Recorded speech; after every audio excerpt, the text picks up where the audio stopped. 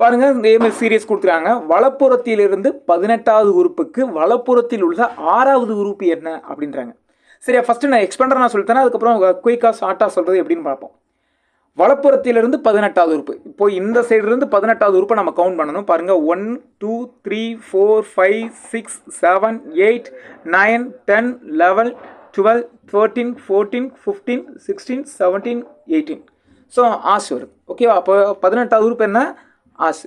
Okay, எங்க வலப்புறத்திலிருந்து 18வது உறுப்பு. ஓகேவா, ஓகே. அடுத்து என்ன சொல்றாங்கன்னா, வலப்புறத்திலிருந்து 18வது உறுப்புக்கு வலப்புறத்தில் உள்ள 6வது உறுப்பு என்னன்றாங்க.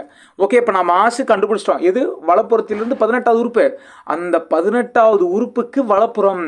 சரியா, இப்போ என்ன ஆசு தானே, இதை கண்டுபிடிச்சோம். இதுக்கு வலப்புறம் எது? இந்த சைடு தானே.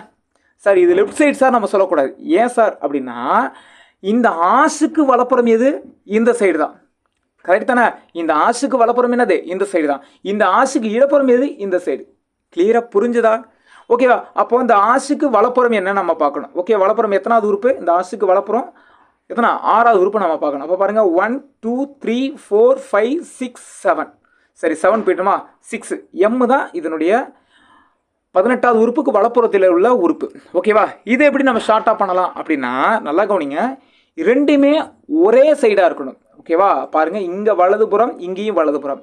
சரியா, அல்லது இடது இடதுன்னு கூட இருக்கலாம். ஓகேவா, ரைட் ரைட்டு லெஃப்ட் லெஃப்ட் அப்படின்னு இருக்கணும். ரெண்டுமே ஒரே மாதிரி இருந்துச்சுன்னா இது இந்த இதையும் இதையும் நான் கழிச்சிருங்க. கிளியரா புரியுதா? ஸோ இப்போ 18ல் 6 போச்சுன்னா எவ்வளவு? 14. சரியா, 12. சாரி 12. ஓகேவா, ஓகே. ஸோ 18ல் 6 போச்சுன்னா அது 12. அப்போது இந்த 12வது உறுப்பை நம்ம கண்டுபிடிச்சா போதும். எந்த சைடு இருந்து சார் அப்படின்னா, ரெண்டுமே வலது தானே. அப்போ வலது சைடு இருந்து 12வது உறுப்பை நம்ம கண்டுபிடிச்சாலே போதும்.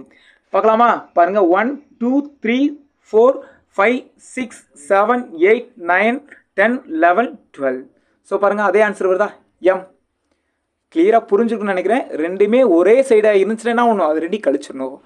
ரெண்டுமே வெவ்வேறு சைடாக இருந்தால் நான் எப்படி நான் சொல்கிறேன் நான். ஓகே.